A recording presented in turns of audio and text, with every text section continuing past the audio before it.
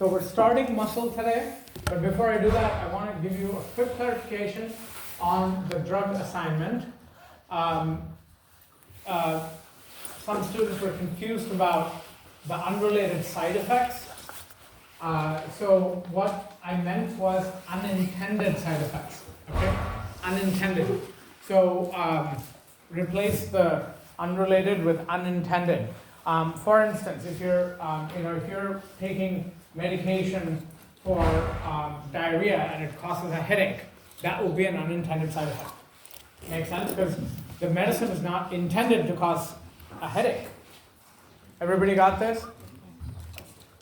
So the drug I'm working on is supposed to treat inflammation and an overactive immune system.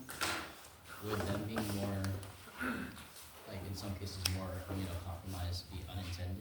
No, anything to do with the immune system is intended. So I'm talking about, I'm treating hemorrhoids, and the side effect that I'm interested in is, discoloration of the skin. Something completely that you would not expect is the idea. The side effect should be something that you would have never guessed would happen. And everyone understands what mechanistic means, right? So I'm going to be grading pretty stringently on these assignments because you've had close to 4 weeks to do them, right? And I've read a few drafts and they were actually very good. The 2 or 3 drafts I read, they were fantastic. So I'm hoping you're following the assignment, but that's what I'm looking for. So make sure that everything is detailed, meaning you're not throwing 2 or 3 sentences at me for each paragraph. Okay, it has to be detailed, it has to be mechanistic. You have to tell me step by step what's going on. Okay, the intended use of the drug, step by step. What is it supposed to do? And then unintended side effect 1. Why is it causing the side effect? Explain. Then unintended side effect number 2, explain. So it should be a minimum of 1 page. If this is not a minimum of 1 page, it's too brief. Am I making sense? Okay? Now very few people can be brief and yet convey what I want. Okay? And it's happened before, but very rarely. Okay, so if you see that your assignment's really, really brief, start adding to it. And again, this is not a history paper, it's not an English paper. I don't care for citations. I don't need citations. Don't waste your time. Okay, I can look 99% of this stuff up. Make sense? So I don't need citations. And if something sounds funky, I'll ask you, right? Where'd you get this from? So now, if I do ask you where you got this from, and you made it up, it's going to be a problem. Are we clear? So don't do that. But on the other hand, you should feel free to speculate. I want you to do some thinking too. If there's absolutely no mechanism established for why a hemorrhoid medication is causing headache, you can speculate. But you have to say that I'm speculating this. Okay? So that way I don't ask you for a source. Okay? So you can BS officially. Okay? I call it critical thinking. Okay? All right, so I'm going to get started with muscle. Muscle is a very interesting chapter physiologically. Once you take the anatomy out of it, muscle is actually really easy. I think anatomy is the hard part with all the muscles and their synergists and their antagonists and their all the different names. Other than that, muscle is actually a very manageable chapter physiologically because there's a lot of pattern. First of all, muscle is a primary tissue. Remember, we have 4 primary tissues: epithelial, we have connective, we have muscle, and we have nerve, right? So one of the 4 primary tissues, and muscle is a very high energy organ. It has a very high energy budget, okay? So muscle spends a lot of energy, so it's not surprising that compared to a normal body cell, muscle cells will have a lot of mitochondria, okay, in general. Now there are some exceptions. We're going to talk about those exceptions, but as a rule, you're going to have quite a bit of mitochondria. Muscle membrane and muscle undergoes a lot of modification to suit its function. Remember structure-function relationship. Muscle undergoes a lot of modification, okay, from a typical animal cell to suit its function. We're going to be looking at these modifications. It's part of its differentiation portfolio, okay? So remember what differentiation means. You should become comfortable with that word because I'll be using that word a lot in this class. Differentiation is attainment of function. So when a cell becomes differentiated, that means it can work now, it can function now. Okay? So this is a lot of tissue that has undergone modification. This is a tissue that's undergone a lot of modifications. Okay? The most important modification, just like neurons, just like how we saw neurons, muscle is electrically excitable or electrically sensitive. It is very electrically excitable, meaning you can turn muscle on, you can make muscles work by using electricity, by using voltage. And that is achievable because the membrane, the plasma membrane of muscle, called sarcolemma. Sarco means flesh or meat. Sarco means meat in Latin. Sarcolemma. Lemma means outer edge. So sarcolemma is the plasma membrane of muscle, of all types of muscle.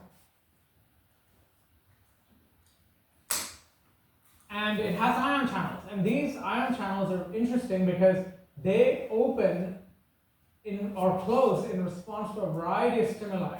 Now in neurons, we saw two stimuli, right? One was chemicals, neurotransmitters, and the other was voltage-gated channels and chemically gated channels. We saw those two. But muscle, depending on what type of muscle you got, you can use a variety of stimuli. In fact, even pulling and pushing a muscle can open ion channels, okay, as we'll see with smooth muscle. Okay? So a variety of signals, including voltage, chemicals, pressure, hormones, right? Stretching a muscle can also open ion channels. So a huge variety of signals can turn muscles on, is my point. So what I've listed there are general features of all muscle types. We haven't gotten into the specifics yet. ATP is a major energy currency. Okay, majority of energy supply is through ATP. Okay, and ATP, as you know from your biology classes, ATP is generated through glycolysis. It can be generated through Krebs cycle, and it can also be generated through oxidative phosphorylation. This is a very important word. Oxidative phosphorylation is referring to massive amount of ATP produced in the mitochondria. Mitochondria produces ATP by oxidative phosphorylation because it uses oxygen, right? And electrons are eventually lost, so it's called oxidative. Phosphorylation means adding a phosphate. You take ADP and you add a phosphate and you get an ATP. All this should not be new to you. Okay, this is all from 102 or basic biology. Okay, and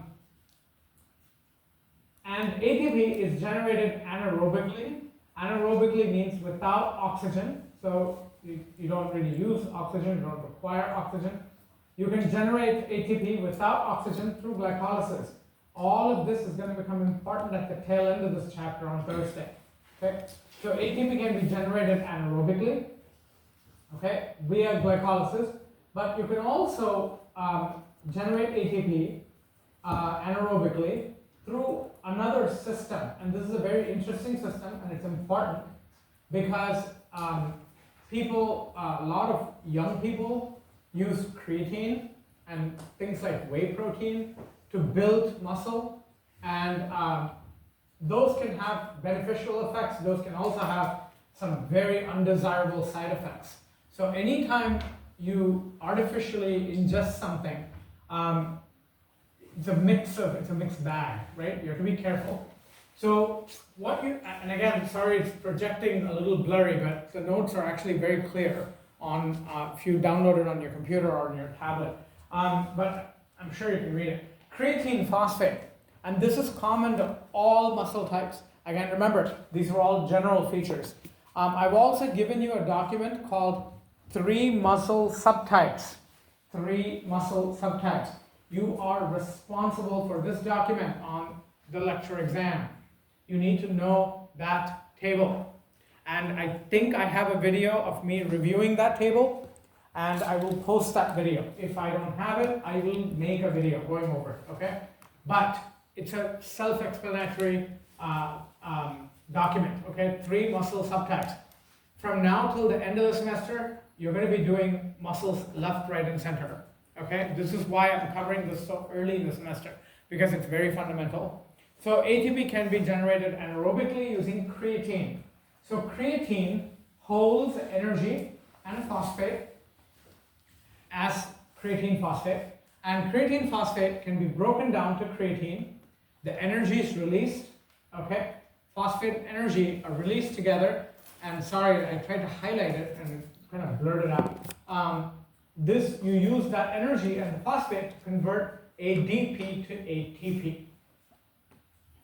Okay, that's an anaerobic pathway that does not require oxygen, and this process will happen particularly when a muscle is lacking energy.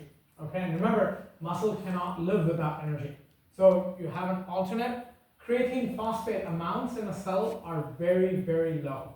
Okay, so this is not a huge source of energy. Are we clear? But it's enough to keep you going. Okay, and when there's heart damage, when there's heart muscle damage, you'll notice that the creatine values go up. And when there's skeletal muscle damage, the creatine values, particularly an enzyme called creatine kinase, goes up in blood, right? And that's indicative of muscle damage. Okay? I started taking statins 10 years ago, and now they're publishing one of the side effects of taking statins is severe skeletal muscle damage. So 2 weeks ago, I had my blood tested for creatine kinase. Thankfully, it was very, very normal. Okay, but it's important. It gives you an idea of how damaged your skeletal muscle is. If creatine kinase values go up in the bloodstream, it's supposed to be inside muscle. So if muscle is damaged, it's secreted into blood. Are we clear? So blood levels of creatine kinase rise. That indicates, in general, muscle damage. Okay. Any questions so far? These are all general features.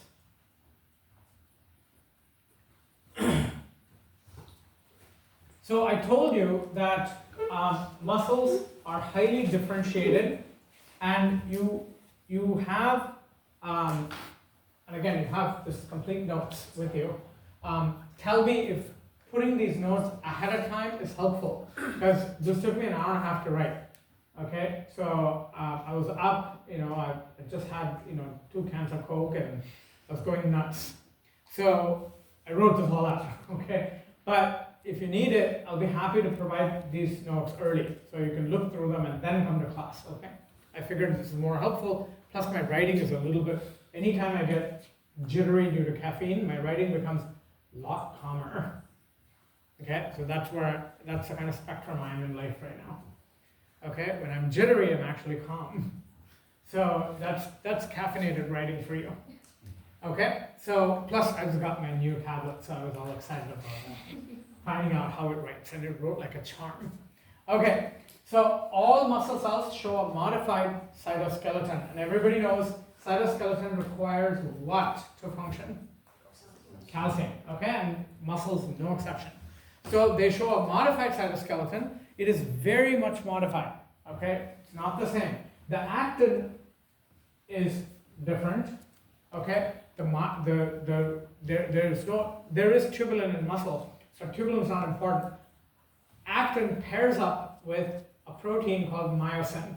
The word myo means muscle. The word myo means muscle. Does anyone know? Well, if you took my anatomy, you'll know what this is. But anyone know what the word muscle means in Latin? Muscle? My students? All evaporated. Muscle means mouse. Muscle means mouse. Okay, mouse. That annoying creature. Okay? And if you feel your bicep, right? And if you keep flexing your bicep, you can feel the mouse move. It looks like a little mouse running around. Yes? Yes. Yes. Everybody got this? So muscle means mouse. In fact, the scientific name of mouse is mus musculus. Just like how we are Homo sapiens, a mouse is mus musculus. Okay? So that's what the word muscle means. So anytime you see the word myo means myo or sarco means muscle. Anything with myo or sarco means muscle. So myocytes are muscle cells. Okay? We have again actin and myosin interacting with each other. Okay? And again, one of the best ways to demonstrate this and learn this is using both your hands, right? Yes. So if this is myosin, okay, with your fist, this is actin, right? Myosin binds actin and pushes it forward. Yes? Yes. Binds, pushes. Say something before I sprain my shoulder and go home. Okay. I'll give you all a break. Half the class took an exam. Force is generated by what's called a sliding filament mechanism. Here's a trick question that I always ask. All muscle types generate forces by sliding filament mechanism. It's an evolutionary conservation. All muscle types, doesn't matter what muscle type you got, it's going to be actin myosin. Are we clear? Yes? Doesn't matter the type. So they're all going to be doing it, and actin is rowed like you row a boat. Okay? Like you row a boat. So myosin will push actin forward. And myosin heads have two basic properties. Okay? They will bind actin at specific sites. Again, these are proteins, correct? Proteins are going to be super specific. Are we clear? Yes. So they're going to be very specific, and they will bind actin at specific sites. And when you add a phosphate to them at specific sites, they will change shape. So myosin has the capacity to change shape. And that's going to become important. And that change of shape is called cocking. Cocking. It's like cocking a gun, right? Same idea, right? So use your hands. This is myosin, yes? Yes. This is limp, yes? I add a phosphate, I cocked it. Right? It's like a spring that I'm pulling on. Yes? Now I have energy here, right? Yes? So now this can bind actin, and then it can, for in this case, it can snap, right? Because it's a spring, right? It can snap. When it snaps, it moves actin to one direction. Are we clear? Yeah. Okay. So that's what happens. And so this cocking is common to all muscle types. This mechanism is common to all muscle types. It doesn't matter what muscle type you got, they all do this. Okay? Yes. Questions? You guys look confused.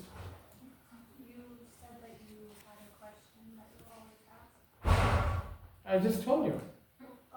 The question I always ask is, that's the question, is how do all muscles contract? Sliding filament. They all use the sliding filament mechanism. Oh, they all use sliding filament, but it might not necessarily be myosin and actin specifically. No, it is always myosin and actin. Okay? So that's why this is listed under general features.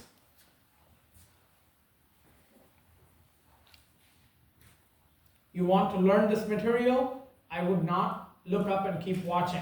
I would copy these notes down, even though you have all these notes with you. That's part of learning.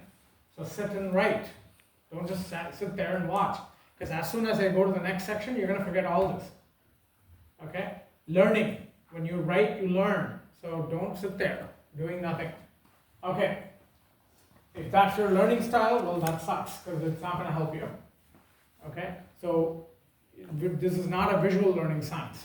Okay? You need to write these down. Every sentence has 2,000 terms. Okay. So actin is referred to as thin filaments. Thin filaments. They're thin in diameter. And myosin is referred to as thick filaments. And again, the anatomical features of all these things I'm not going to go over because that's your anatomy teacher's job. I'm not doing that. we're only going to look at it from the context of how do they function. Okay, so actin and myosin are alternate. They alternate in some muscle types. They alternate, right? And some muscle types they don't. Okay, so we're going to focus a lot on skeletal and smooth muscle, because cardiac muscle we will focus on when we do circulatory system, right? When we get into the circulatory system, we'll learn more about cardiac muscle there. We're not doing any cardiac muscle in this chapter. So the exam will not have cardiac muscle. Okay, it's all smooth and skeletal. So they're called contractile units, and they generate force. So what are some of the modifications that we've discussed? I told you that the muscle membrane is electrically excitable because it has ion channels and pumps, right? So it has transporters. Number two, the cytoskeleton is modified. You have actin and myosin. That's the second modification. The third modification is smooth endoplasmic reticulum. Normally in a cell, smooth endoplasmic reticulum synthesizes lipids. Okay? In a cell, normally it would synthesize lipids. In muscle, it does the same thing. It synthesizes lipids. But in addition to making lipids, smooth ER is extremely important because it stores calcium.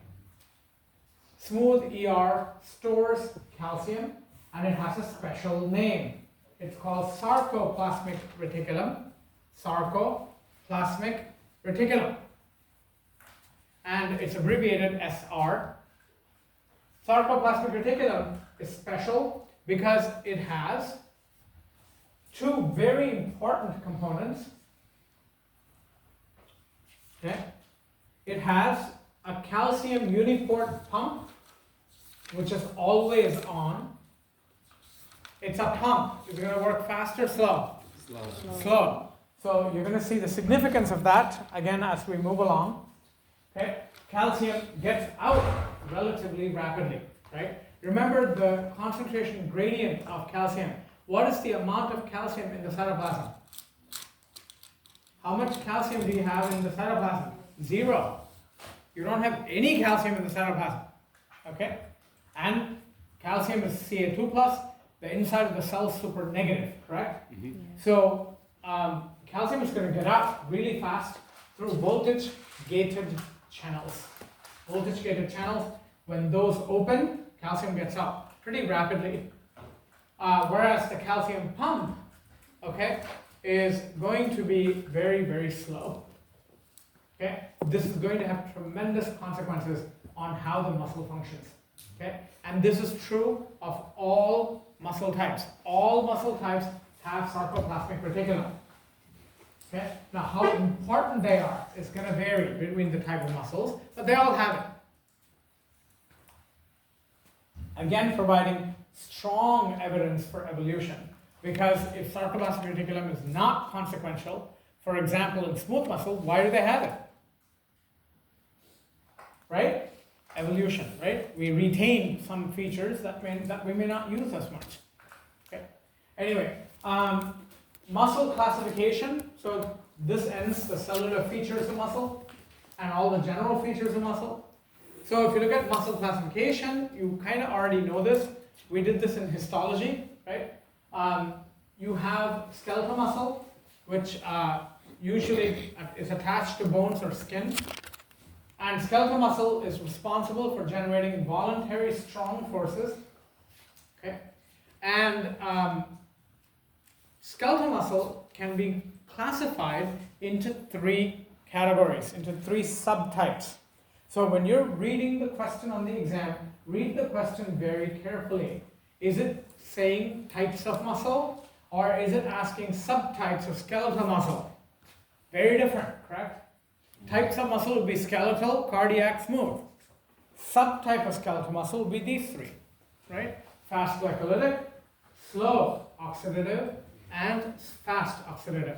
So all these words have significance. We'll be going over them most likely on Thursday. I'll tell you what those words mean and why they're important, but that's the classification. Cardiac muscle this is all I'll test you on, if at all I test you on it here, is of two types. You have autorhythmic. This is the pacemaker of the heart. We have, people think we only have one pacemaker. We have at least 1,000 pacemakers in the heart, okay? We have one big pacemaker, we have a second smaller pacemaker, and about 900 teeny tiny ones, okay? This is why when pacemakers fail, a person doesn't die right away, right? You go for pacemaker replacement. You live long enough to go for a pacemaker replacement because we have evolved a lot of backups. The heart's too important, right? Yes. Mhm. So those are your autorhythmic fibers. Auto means self, automatic. Rhythmic, they have a rhythm, right? They generate electricity. Autorhythmic fibers generate action potentials. Autorhythmic fibers generate action potentials. Anytime something generates action potentials, it's called a pacemaker. We have pacemakers in the stomach. We have pacemakers in the heart. We have pacemakers in many, many different places. Okay, bladder, urinary bladder. We have pacemakers in a lot of different places. So anything that's rhythmic and generates action potentials with a frequency in the heart, those are referred to as autorhythmic muscle, autorhythmic cardiac muscle. And then we have contractile cardiac muscle. That's not surprising. The cardiac muscle that actually pumps blood. Okay. Then we've got smooth muscle. Again, smooth muscle is found in hollow organs. It is not striped, right? And we have two types. We have multi-unit, meaning it functions as multiple units, which means it has very few what? If you're going to function as multiple units, you're going to have very few. If you're functioning as independent multi-units, are you synchronized? No. If you're not synchronizing, what are you going to have very little of? Gap junctions. Okay, good. So multi-unit is not zero gap junctions, but you have very few gap junctions. And a single unit will have a lot more gap junctions. Lot more. Okay? And again, we're going to go into how they're different and what do they do and so on and so forth. Ideally, I would like to finish skeletal muscle today and do smooth muscle on Thursday, but I think that's highly unlikely. Okay. Any questions on this chart? The exam will be written off of these notes. Okay? And what I can remember from these notes. Okay, so please make sure that you take good notes on top of these notes. All right, so in terms of, we're going to focus all our energy now on skeletal muscle, completely till 4 o'clock, right? And I'll give you guys a break. So skeletal muscle is what we call a structural syncytium. Structural syncytium. Syncytium means works together. Structural syncytium literally means they have fused together. They have fused together. So anytime you have one unit, because everything is fused together, okay, the lecture here is a structural syncytium because both sections have fused together, correct? Make sense? Mm-hmm. So, whereas labs are going to be functional syncytia, right? You meet at different times, on different days. So, muscle fibers are formed by literally fusing stem cells called myoblasts. I told you myo means muscle, blast means stem cells. Myoblasts are muscle stem cells and they come together. And muscle fibers have a protective membrane called the endomysium. I told you myo means muscle. Endo means innermost, right? This is the innermost muscle membrane. And endomysium is made up of areolar connective tissue. We're not talking about cell membrane here. We're talking about tissue membrane. It's a protective membrane. It's areolar connective tissue. What does areolar connective tissue provide you? cushioning. It gives you cushioning. Does skeletal muscle need cushioning? Big time, right? Because you're dealing with a lot of force, a lot of movement. And important to understand that each muscle fiber is as long as the muscle itself. Okay, and I'm going to be showing you pictures in a minute, but each muscle fiber is as long as the muscle itself, which can only mean one thing. There is no branching. Remember, that cannot be true if you have branches, right? Okay? Now, you've got a lot of variation in vascularity. Okay? Look, there is no skeletal muscle without any blood. That's impossible, right? You still have to live, right? You still have to have some energy. You still have waste that you generate that needs to be taken away. But some muscle groups will have more vascularity, and some muscle groups will have very low. So you have a big spectrum, right? But it's never zero. Are we clear? Mm-hmm. So each muscle will have some vascularity. Okay? So yes, you have a lot more in some and not so much in others. And skeletal muscle, very interestingly, has a protein called myoglobin. I'm pretty sure actually all three muscle types have it. But myoglobin is, I think, richest in skeletal muscle. Myoglobin is just like hemoglobin. In fact, they're related, they're cousins. Okay? So myoglobin, myo means muscle. Myoglobin has a very high affinity for oxygen. Myoglobin has very high affinity for oxygen, and it allows muscle to steal oxygen from blood. Look, if you're going to be a really high expenditure organ, you're going to want a lot of oxygen. Are you clear? Yes. So you're going to have myoglobin that helps you steal oxygen. Okay? The scientific word for steal is transduce. Transduce. You're going to get oxygen from blood through myoglobin. Myoglobin acts like an oxygen magnet. You can have stronger magnets, you can have weaker magnets, right? Myoglobin is very strong. Okay? Now, each muscle fiber, again, I want to clarify this, each muscle fiber is a muscle cell. It's a long muscle cell, okay? Each muscle cell is a muscle fiber, okay? Each muscle cell is a muscle fiber, and understand that muscle fibers will contain cytoplasm and cytoskeleton and all that funky stuff, right? And if you're going to fuse, and the analogy I always use here, if you take a bunch of beads and you put them into a string, yes? Right? And then you kind of make a tube out of that, right? Let's say you hollow it out and then you make a tube. That's a muscle fiber. Are we clear? So this is why you have so many nuclei, because you've just fused a whole lot of cells. When you fuse a lot of cells together, you get multinucleation. You get a lot of nuclei there. No surprise. And so the inner contents of the muscle fibers together is called a myofibril. Myofibril. Fibril means a smaller fiber, right?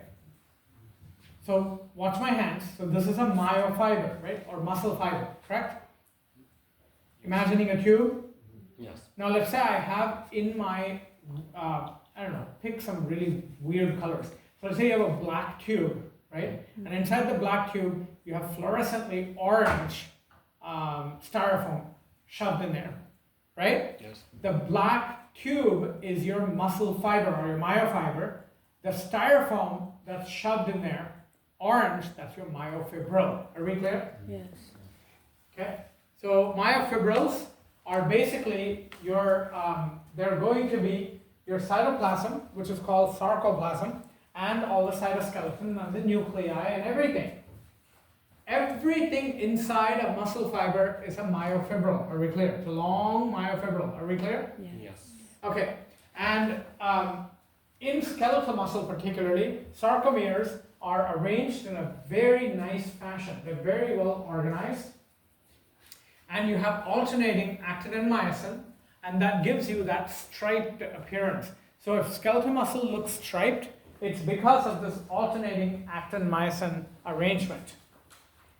The structure of the sarcomere is a must know. It will be on your exam. Okay? You need to draw this and you need to know it. Even though it's anatomy, I do need you to know it. There are very few parts here. Okay? So if you look at the thick filaments, this is myosin. Okay, these are your thick filament, and the length of the myosin. The length of the myosin is called an A band. A band. You don't need to know what the A stands for. I won't test you on it.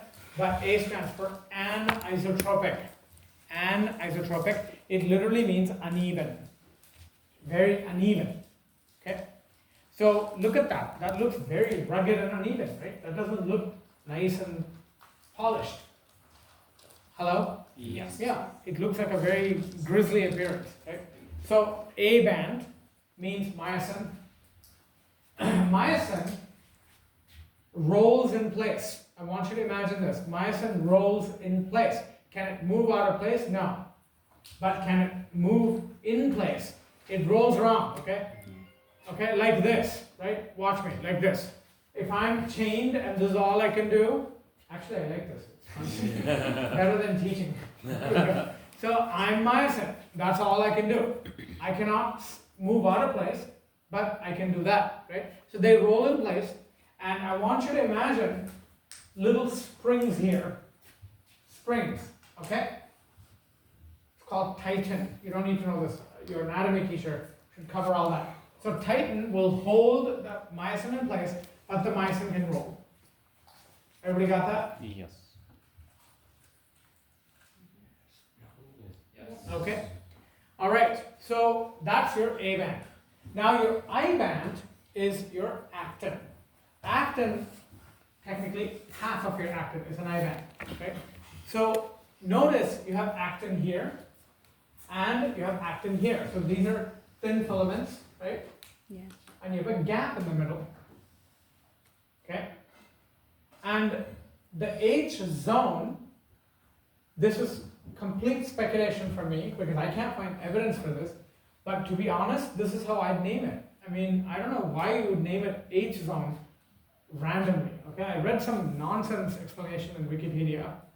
As far as I know, the H stands for hypertrophy. Hypertrophy. Hypertrophy means bone, muscle growth. You know how people become all muscular and all bulged out, right? Mm-hmm. So when muscle grows, the actin and the myosin will start growing into that space. When you make more actin and myosin, you have more cross bridges, more strength. And that's the consequence of muscle hypertrophy. Are we clear? So it's the hypertrophic zone. That's the area where you have space for it to grow. Okay? If the hypertrophic zone is completely occupied, that's it. You cannot grow muscle any more than that. Make sense? All right. The M line is a middle line. M stands for middle. So this is a midline. So the myosin heads will, watch my hands, will bind and push this forward. Are we clear? Yeah. Everybody visualize that? Yes. Lots of really good animations on YouTube. Watch them.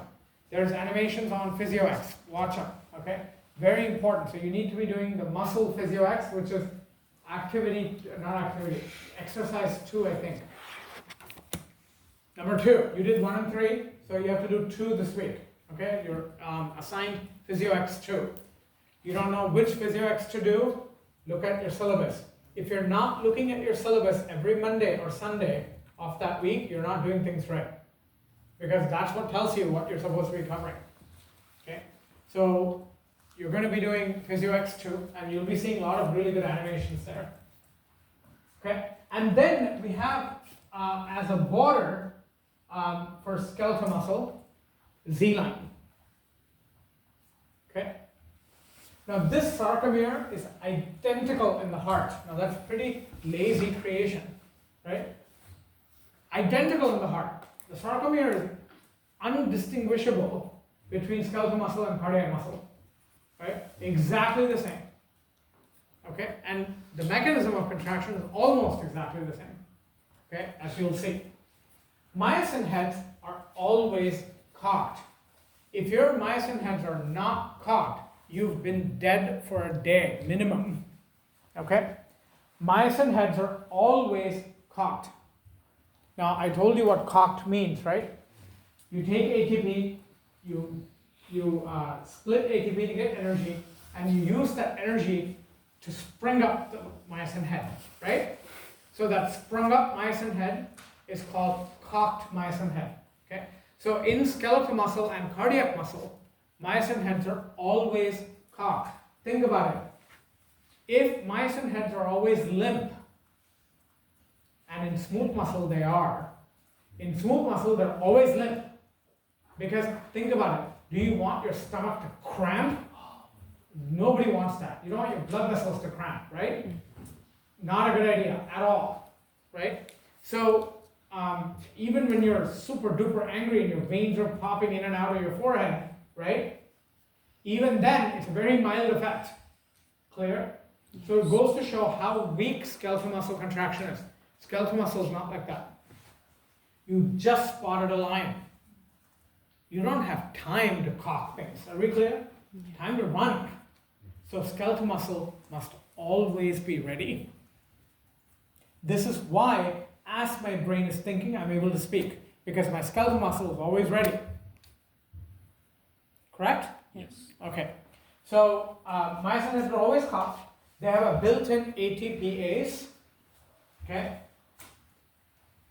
I've had at least 12 students ask me, okay, in emails and in office hours, what does ATPase mean? These are things you're supposed to have learned in 102. If you had me for 102, I promise you, you'd have learned this. Okay? ATPase, anything ACE, anything that ends in ACE, refers to enzymes. Anything ACE is an enzyme.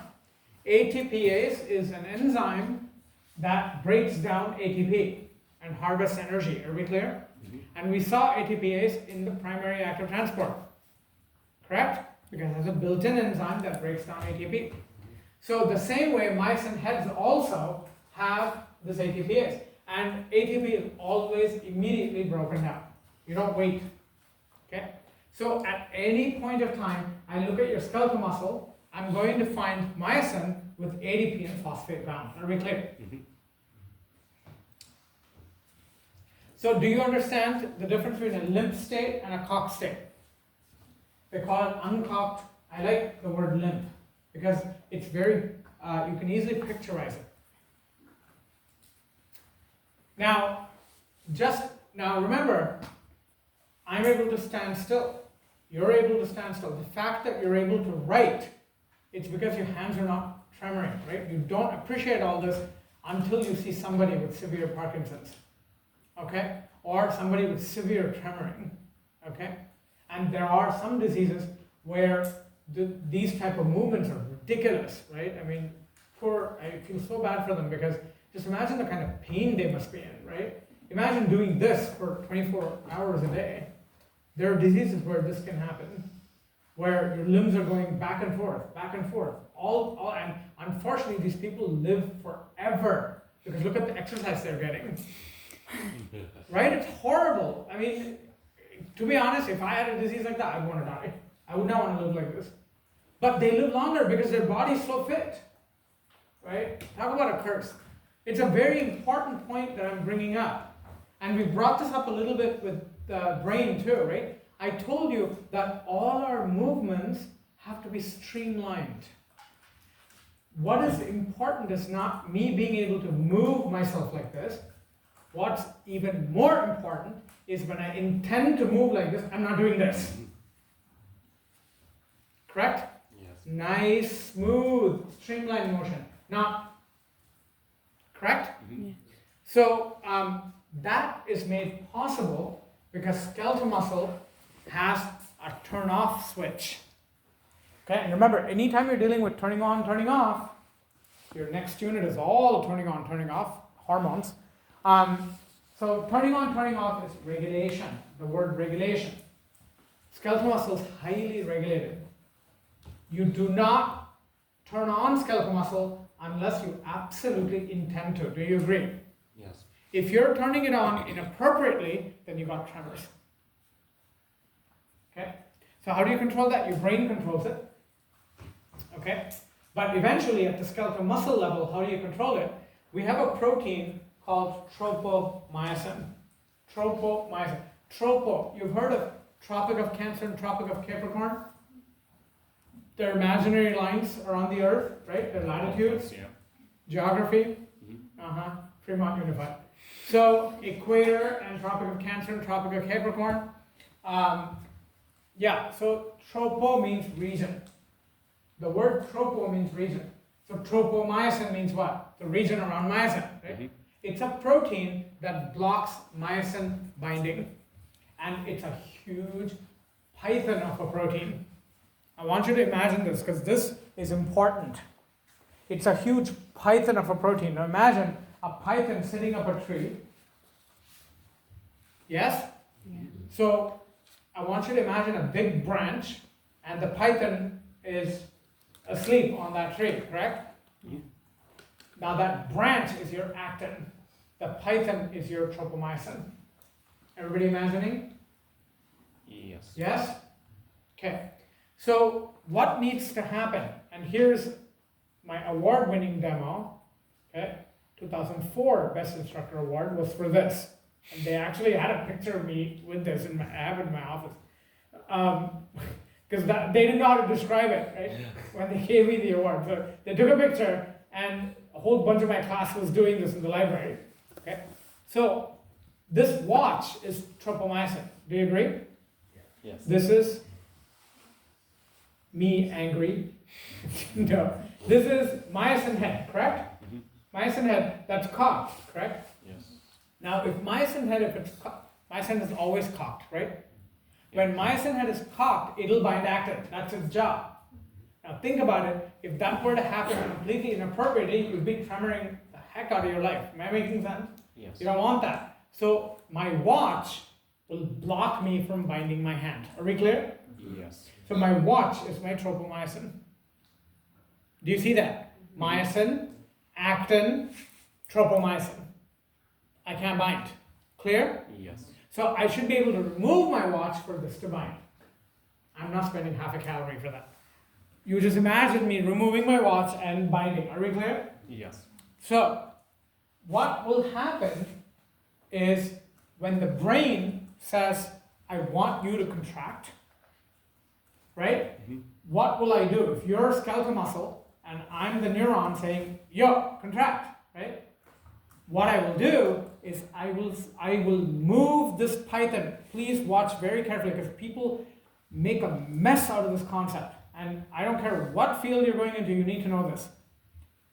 Tropomyosin is a humongous protein. Okay, it's huge. Okay, many books say tropomyosin is moved out of the way. And then what?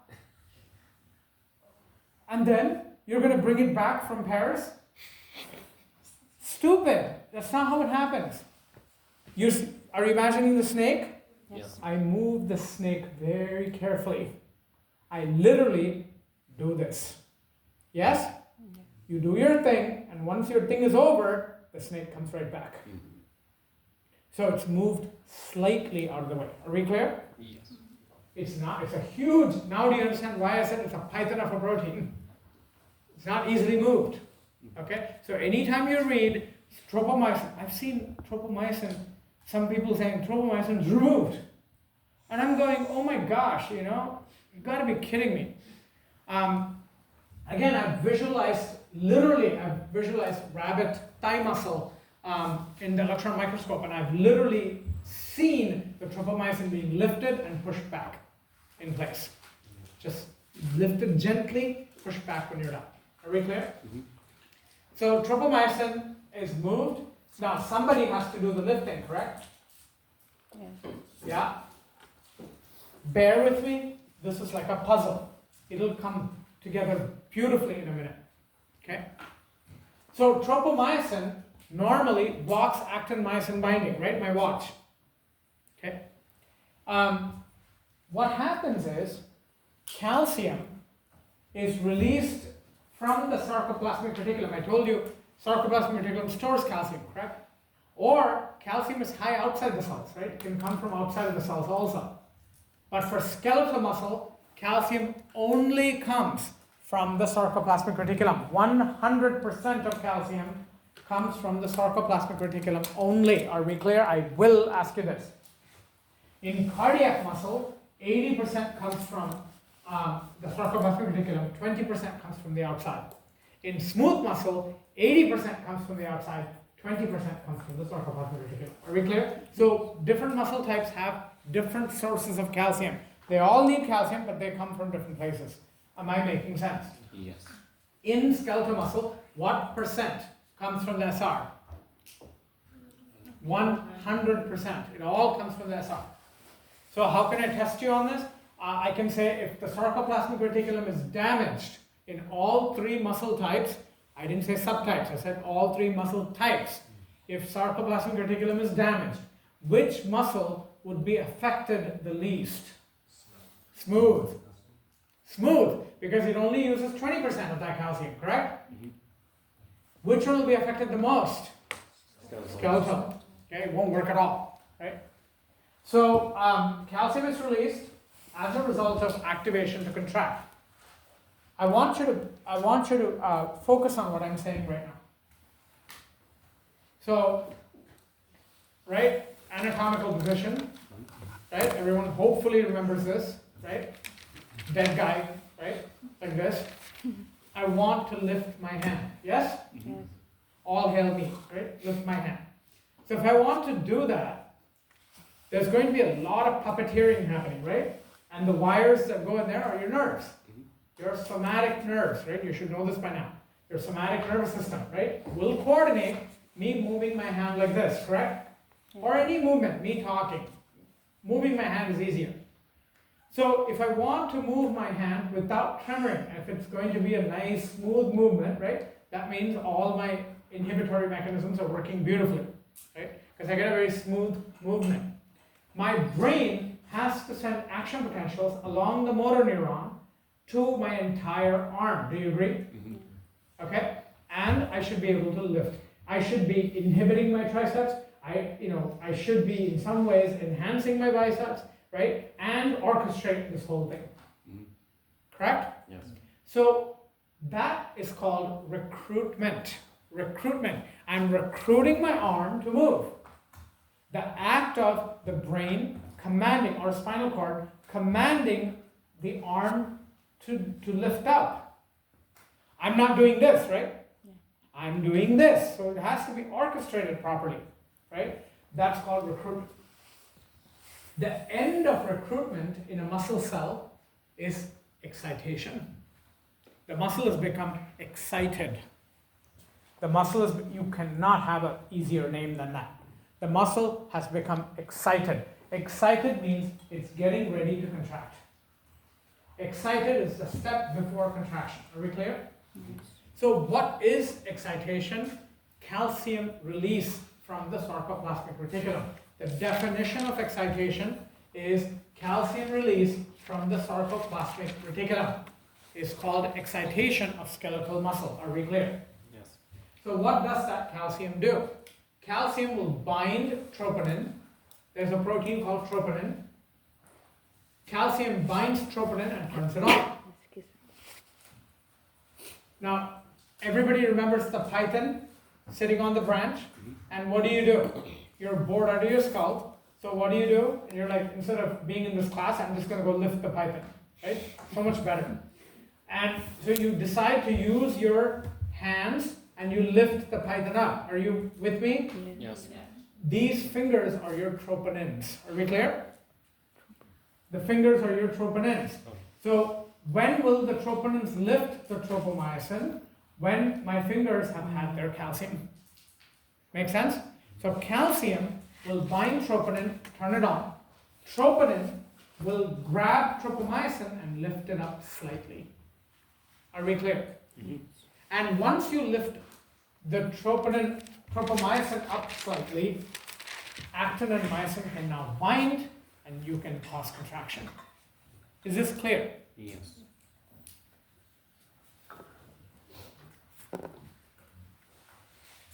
And that's exactly what we're going to look at, step by step by step.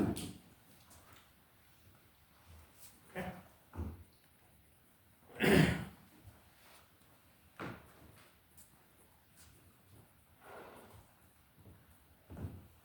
So, I'm missing an N at the end. A common mode of activation of muscle contraction, okay?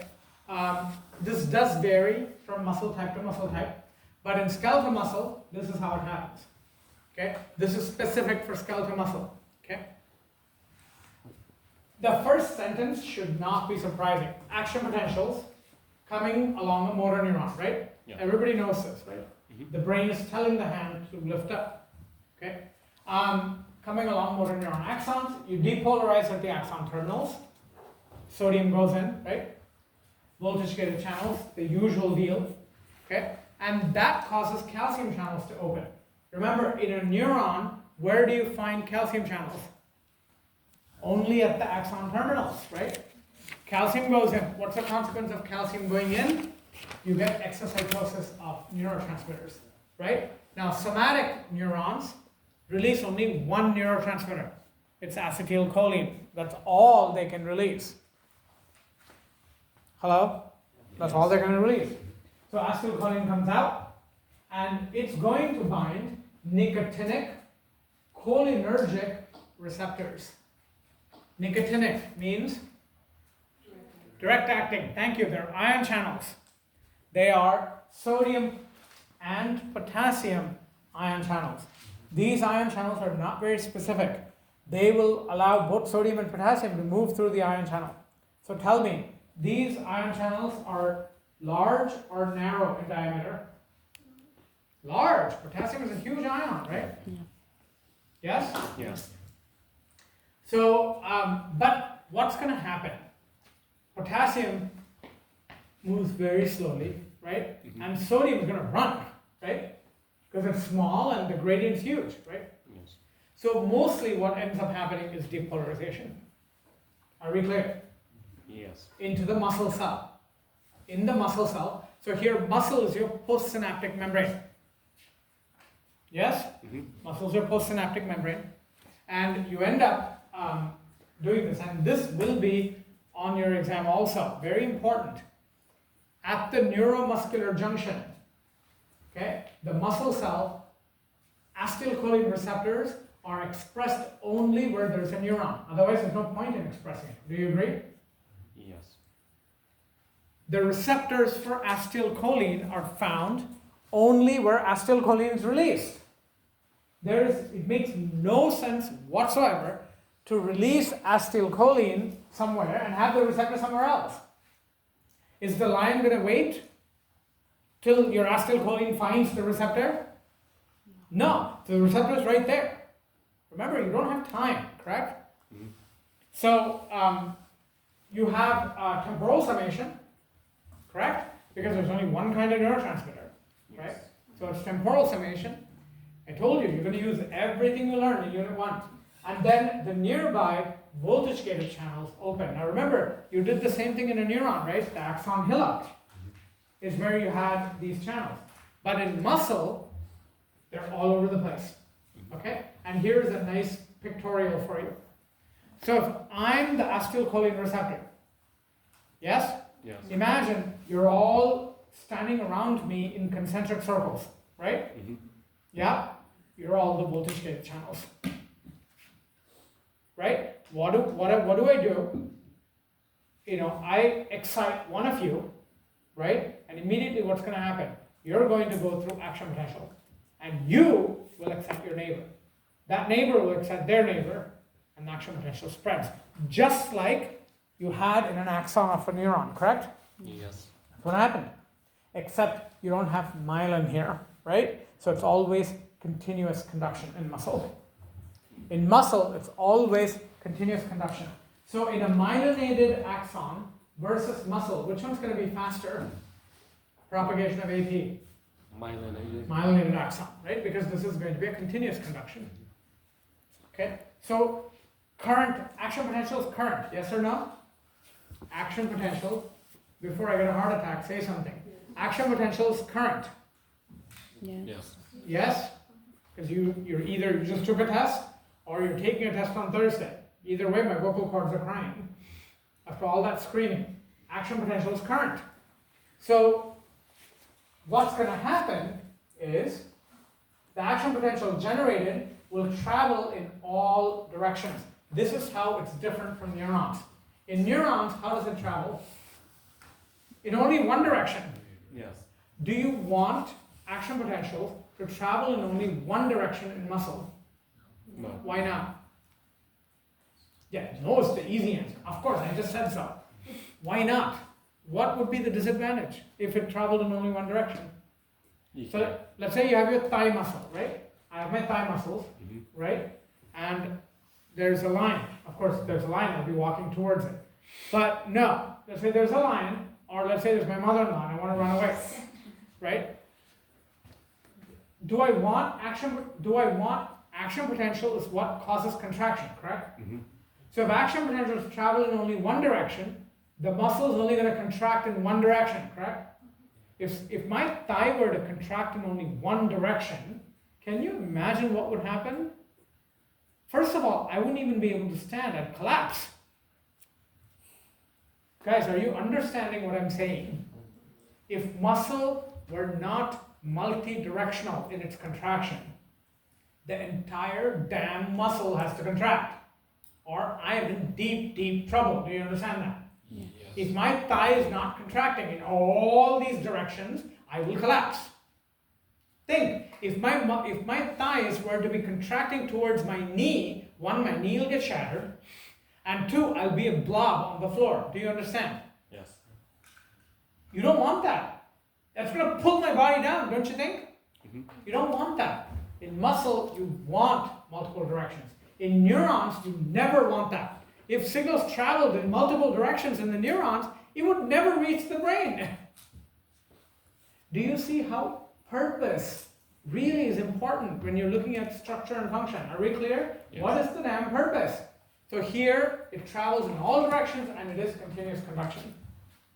And they will go down little tubes called T-tubules, transverse tubules. Okay? T stands for transverse. Okay? And you know what transverse means, right? Across. T-tubules hug the muscle like this. Okay? So they will activate something called ryanidine receptors. It's named after a scientist, Ryan. So it's called ryanidine receptors. And ryanidine receptors are nothing but voltage-gated calcium channels in the sarcoplasmic reticulum. Okay? Remember sarcoplasmic reticulum? It has a pump and it has voltage-gated channels, correct? And voltage-gated channels, when current hits voltage-gated channels, what does it do? Changes the shape and most likely opens it. Most likely opens it, right? If I open calcium gates, what's calcium going to do? It gets the hell out, right? So calcium release into the cytoplasm. This entire process is called excitation. People, this is what excitation is. You don't look excited. Excitation. That joke was horrible. Okay. You can't expect Ellen DeGeneres at 4 o'clock. Okay, so, and pay me what you pay her, and I'll give you good jokes. So, everybody see excitation, and do you see the process of recruitment? You want this to happen in only specific neurons. Do you want every neuron in the arm to get excited when you're writing? You won't be able to write. See the things we take for granted, right? Now, what about contraction? This one's actually a lot easier. I already gave you most of the story, right? Contraction happens. Myosin heads are always ready, right? They're never not ready, correct? But what's blocking contraction from happening? The tropomyosin is blocking, right? To remove tropomyosin, what do you have to do? Troponin has to lift it. When will troponin lift it? When troponin binds calcium. There's that connection. Calcium binds troponin C. There are different troponins. I think heart has troponin B or troponin A. Skeletal muscle has troponin C. And troponin will get activated by calcium and will lift tropomyosin out of the way slightly. The cocked myosin will now bind actin, okay?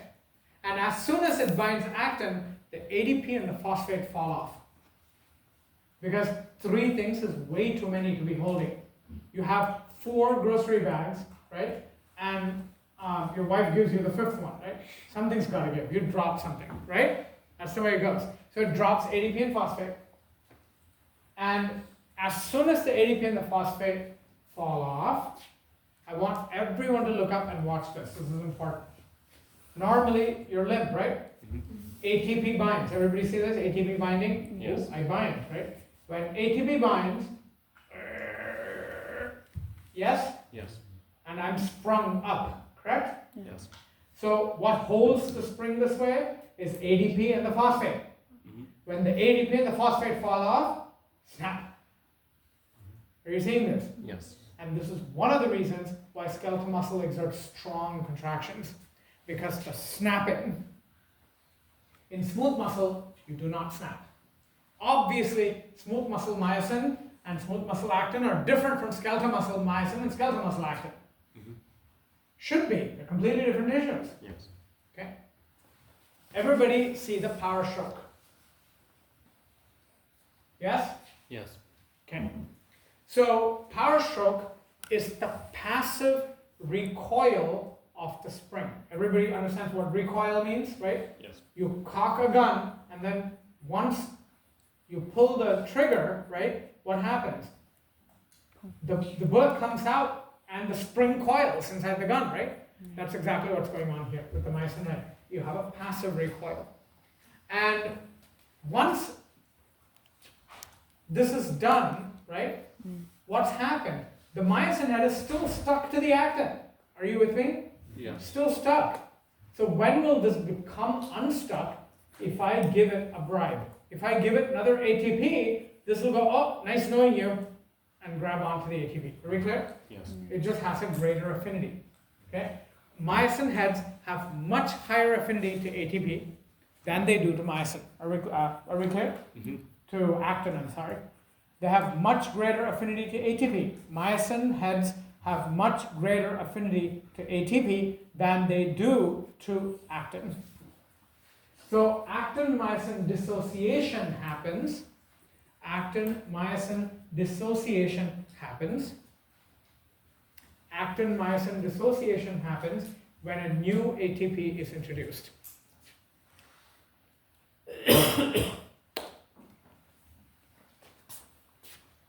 And you're ready for the next cycle. And cross-bridge cycling will keep on happening. And everyone, I want you to do this demo with yourself, right? Again, imagine my watch is not here, right? So everybody look at this. There's no notes to be taken for this. You really have to watch this, okay? So myosin is ready and cocked, right? Calcium is around, so tropomyosin is out of the way, right? Slightly. And then, so what happens, right? So I bind here, push it, right? Yeah. Become limp, correct? Yes. ATP binds. I dissociate, right? I move, because that's what ATP makes you do, right? Now, I bind here, move. ATP binds, bind here, move. Look at what I've done. This keeps on happening until tropomyosin falls back in place. When will tropomyosin fall back in place? When troponin is off. When is troponin off? When calcium is no longer there. When will calcium no longer be there? When calcium voltage gated channels have closed. Because calcium is being constantly pumped into the SR, right? Yes. And so when will voltage gated calcium channels close? When there's no current. When will there be no current? When there's no action potential continuous conduction. When will there not be action potentials? When the acetylcholine receptor is no longer active. When will acetylcholine receptor not be active? When there's no acetylcholine. When will acetylcholine not be there? When the motor neuron is off. When the motor neuron is off, what does that mean? The brain's telling you enough already. Correct? Yes. Go all the way in the reverse. Are we clear? Except one big difference. Can anyone tell me what that difference could be? It's the same process forward and backward, right? With one big difference. What could be that difference? We've already talked about this before when we did cell transport. What is the sense? It's a very good guess, but no. What does the sensory neuron have to do with this? We're only dealing with motor. There is no sensory neuron. Sensory neurons send signals to the brain, right? No. That does tend to happen, but that's not what I'm asking. Let me word my question carefully again. Everybody see the process of muscle contraction, right? Yes. Excitation, contraction, right? Mm-hmm. When muscle is relaxing, you're going backwards, correct? And I just went over it backwards, right? Yes, all the way to the muscle stopping action potentials, correct? Yes. I'm asking between contraction cycle and relaxation cycle, what is the difference? What is the one big difference? It's all the same steps, in reverse, right? Except lot slower. Why? Calcium is being pumped. Are pumps slow? Yes. I told you this. The crap I taught you in Unit 1 is never going to leave you. I'm going to be asking these questions over and over and over till your mother-in-law comes back. Okay? You need to know this cold. Okay? Because you're involving pumps. When you involve pumps to go back to rest, everything's going to be slow. And isn't that a good thing? You want your muscles to snap? Hello? No. No, right? So everything is slow. So relaxation is a very, very slow process. Okay? And that's important. And here's a little diagram from a research paper actually that shows this process. Okay? Everything as a picture. So muscle relaxation, you don't want snapping, and I just went over this, right? So make sure, one more thing that I didn't mention, acetylcholine also gets broken down by an enzyme. Remember, enzymes end in ACE, right? Yes. So this is called acetylcholinesterase. Okay, mouthful. Acetylcholinesterase is the enzyme that breaks down acetylcholine. And when you break down acetylcholine, it no longer works, correct? Yes. Okay. So what does calcium do? Calcium is important for exocytosis of acetylcholine, correct? And then you got calcium is essential for cross-bridge formation. It's essential for relaxation, right? For the muscle to relax. And what does ATP do? You need ATP to cock the myosin. You need ATP to release myosin from the actin, right? This is why in a dead animal, I haven't written that there, but in a dead animal, what happens? In a dead animal, they don't produce ATP. That's the definition of death. Right? What's death? No ATP. Simple as that. Right? When you don't make ATP, will the actin come off the myosin? They stay stuck. That's why your body's stiff. Rigor mortis.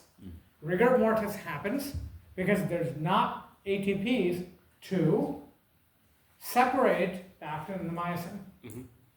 Is that all? What else do you need ATP for? To release the CAE2. Yeah. If this pump don't work, calcium remains in the muscle and you remain contracted. Also explains why you're stiff. Are we clear? Yes. ATP is needed for that too. Right? That's why the body goes stiff after death. Because all the skeletal muscles were stiff. And before our break, I want to go over this myogram. Okay? This is not an electromyogram. It's not. Because we're not looking at electrical changes. We're not looking at voltage, correct? Half the class did electromyogram, right? Today. This is not what it looked like. This is a myogram. A myogram is tension versus time. Okay, tension. How much force you can generate. I want you to notice how quickly you generate force and how slowly you relax. Everyone see this? Yes. Okay, very, very important. And there's a lag period, right? There's a latent period. Latent period is the time taken to accumulate calcium. Because without that calcium, you're not going to contract, right? Mm-hmm. Any questions on any of this? Everyone okay?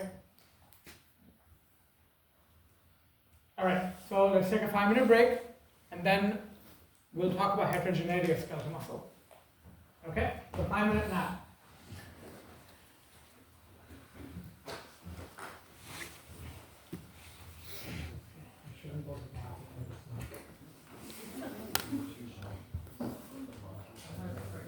You guys look through the notes from the beginning to now. Okay, I'm going to give you 5 minutes. I want you to look through the notes, just skim through it. You can't really read through it all, but skim through it and tell me if there's anything there that looks unclear that you want me to explain. Because after this is really easy. After this is very straightforward stuff. It's this portion that's really the physiology, okay, that I want you to know. So go ahead, open these notes at your end, or share it with a friend if you don't have a device. Look through this and ask me if you have any questions. Yes? So normally at rest, is the myosin not bind to the actin because Tropomyosin is blocking. it's always blocking Yes. everything, right? Yes. So then if it's not binded, it means it's not caught then, right? It's cocked, but it cannot bind. And so it's still standing up, but it's also Yes. not. Myosin head is always cocked because you don't have time to spring it up when a lion's chasing you. Right? Myosin heads in skeletal and cardiac muscles always cocked. They're limp only in smooth muscle. Okay?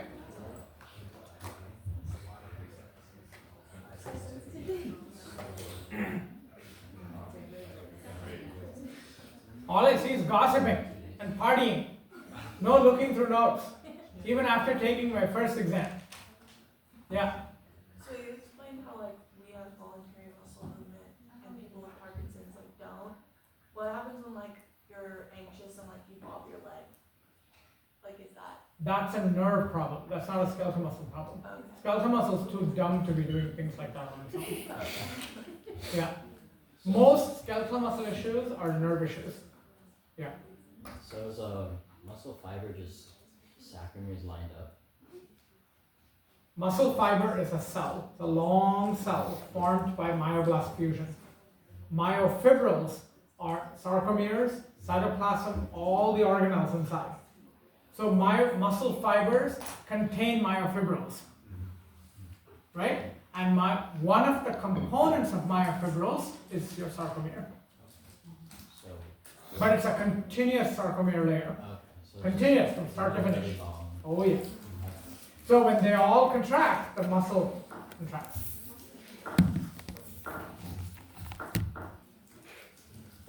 Anything else I can explain?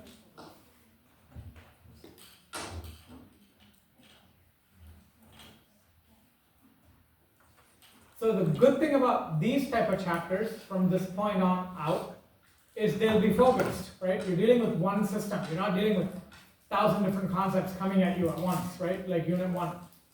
So it's like this. Again, I'm not promising anything. I have to see how the Thursday class does. If the Thursday class kicks the exam out of the park, then this offer is off the table. But I can drop your lowest exam. So if today was not your best day, I'm considering it. It's not a promise. I will answer this the day before your final, whether I'm dropping it or not. Are we clear? And it's completely my call. Yes, based on how you've done throughout the semester. So if you go and discuss the exam with Thursday people and they all get A's, even though their exam is completely different, every single person's exam is different, right? But if you're going to do this and this is what's going to happen, then that's it. The deal's off. Are we clear? Because if they do well, I'm not giving the credit, okay, to the Tuesday section. So don't discuss the exam with anybody, okay? And it doesn't help them. Plus, you're getting them more anxious, right? What is the point? I wrote a whole set of questions as a bank, and the exam is randomly picking things from the bank. So it really doesn't matter who gets what, right? What else did I want to say? So this point on, it'll be focused, but the disadvantage is the depth. You're going to be using all of that information you learned in Unit 1. Okay, it's like, utilizing the grammar. Right? Learning the grammar is a pain in itself, and then using the grammar is even worse. Okay, so daily studying is a must. Daily studying is a must. If you can study ahead of time, which is why I'm proposing that I write these notes ahead of time and give it to you, okay, might help. Yeah. I like how we have it early, but also I feel like we're kind of going through it really fast. I'll tell you something. Even if I were to go through this slowly, you still won't retain even 10% by the time you leave here, because there's so much material. And this way, at least the notes will be there ahead of time. I'll try to post them Fridays, so that way you have Saturday and Sunday to look through the notes, and Monday, right? So when you come Tuesday, you'll have already seen these notes, at least seen them, right? Whether you understand them is a different story, right? But that's why I'm explaining things to you. Okay. So if majority of the class doesn't feel like this is helpful, I won't do it. I'll write like usual in class. It doesn't matter, I've taught it that way before. I used to teach on chalkboards. It doesn't matter to me. Either way, I'll cover the syllabus. It's not an issue. But it's to see if this is useful for you or not. I think it's just like this format. I feel like I don't have enough time to copy everything down while also listening to you, because I just feel so pressured for time to copy what's on this screen that. Like, You shouldn't copy what's on the screen. I'll be giving it to you ahead of time. You'll have it on Friday. Tuesday is your lecture. You already have it the Friday before. I'm not going to spring this on you 2 minutes before the lecture and say, here, copy all this down. You have these notes. Well, it's like just like writing it down, like helping you remember it in that way. Like you said, it's really helpful. But it's like in your previous format, like I would be able to like. I don't have a problem doing it either way. Okay? But it's a vote. So I need you to vote. Who wants it this way? Not one person. Wait, this way? Yeah. Getting it beforehand? Yes. And getting the full chapter ahead of time. Well, nobody does. Why should I spend the time? I won't. And if you're just sitting there not wanting to answer, too bad. So you have to participate if you want it a certain way. If you don't care, can you just raise your hand? They don't care enough to care. They don't care enough to care or tell me they don't care. So good luck getting them to participate, huh? If you give it to us at a time, will you still give us enough time to write it down during If lecture, it's the or will you weekend go fast? before, I mean, it's your choice to take the time to write it. Why are you writing this down? It's already there. I mean, all you have to write down is the extra stuff that I'm telling you. Because like, for example, today, like you said, you should be writing every single thing down, when like some of us were looking at you and like writing that extra stuff down. So I think that's where the confusion is, at least for me. Okay, well, the class doesn't care either way, so why So should I? you're I'm saying gonna if binge we- watch for that hour Are and a you half. saying, so if we have this ahead of time, like, we don't necessarily have to sit here and write everything down, we can write down the extra things that you're saying? That's how PowerPoint works. PowerPoints work. PowerPoints are a huge disaster for students, right? They don't like those either. Yeah, but And then like, can we like, write everything down as we go? Yeah, that was way better. okay, we'll just do that then. I'm still gonna be fast. If you think that's gonna slow me down, dream on. So, but if that's what you like, it doesn't matter either way. It's the same ATPs for me, okay? In fact, this is easier because then that gives me an extra hour and a half on Friday to binge watch. Okay, so that's fine. All right, on to skeletal muscle heterogeneity, okay? Just introduce this and then we'll cover this in detail on Thursday. You take any skeletal muscle, you have a mix. It's a mixture. It's never 100% pure. Okay? Every muscle is a mix of these three. Are we clear? Yes. Different ratios. And what's complicated is, based on how you exercise, you can actually interconvert them from one to the other. They can trans-differentiate, okay, from one form to another, right? So that's another interesting thing, but it's super slow. Are we clear? It takes a lot of effort to convert one form to another. But you look at any muscle, take a look at this picture. You see all colors together, right? Yes. Yeah, it looks like a Benetton ad. So you have all these colors, right? There are all these different types. So every muscle mass is a combination of the three. Are we clear? So there's going to be always the three. Now the question is, why would you want that? Now, it makes perfect sense for the thigh the thigh is not very skilled, right? You're not doing much with the thigh. It's just weight bearing. Do you understand? Yes. Postural and weight bearing, right? That's all it does. So why would you want all these types there? Why should it be important? I want you to imagine an Olympic weightlifter. Yes? Yeah. 300 pounds, okay? Somebody who's lifting 300 pounds, right? Mhm. And she bends down, okay? She bends down, right? Why should I use traditional examples? They're women weightlifters.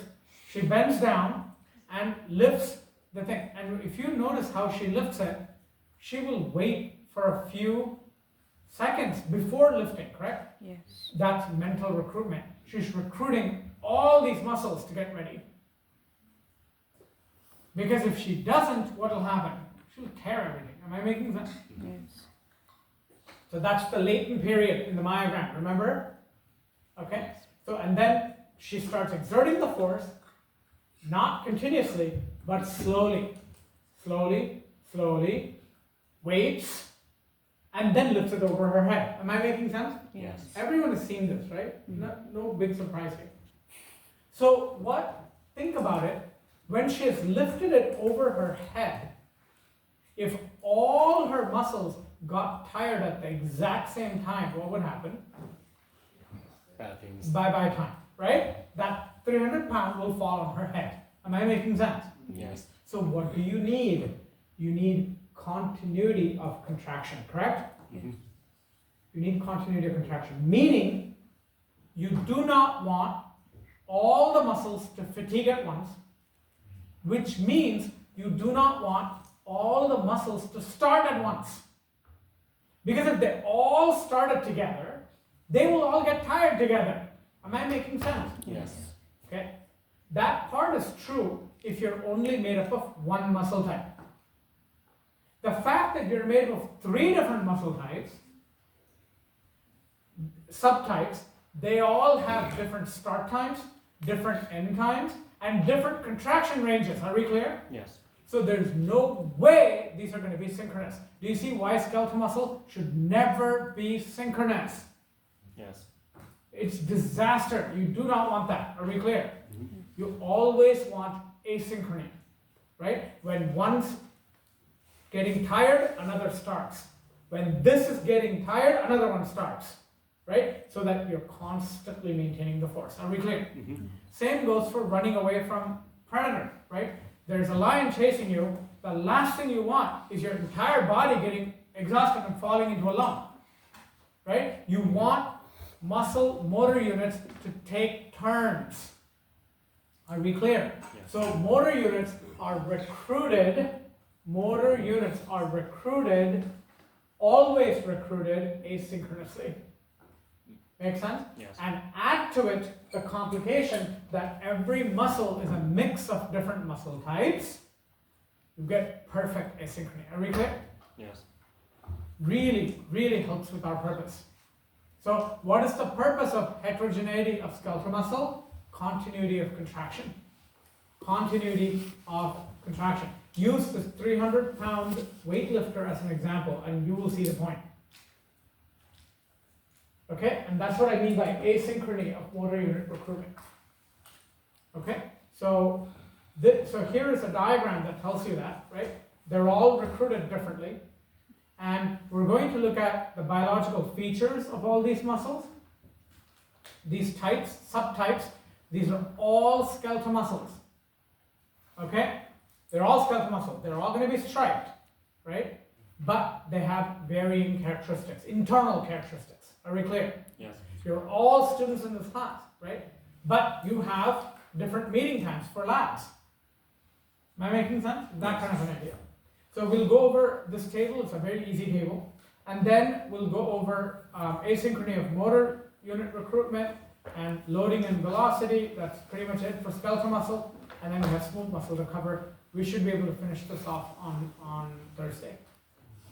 From now on, it doesn't matter whether I'm writing, whether I'm, things are not going to be slow. They're not going to be slower than this. And I'm telling you that if you don't keep up with the studying, okay, things will pile up super hard, okay? So you do not, and multiple chapters will be on your exams. I can't give an exam a week, okay? We are covering a system a week. Next week is endocrine. You think this is detailed? Wait till endocrine rains on you. So please make sure, okay, that you're following along, okay? And study, follow up with studying at home. Okay? I will see you all Thursday.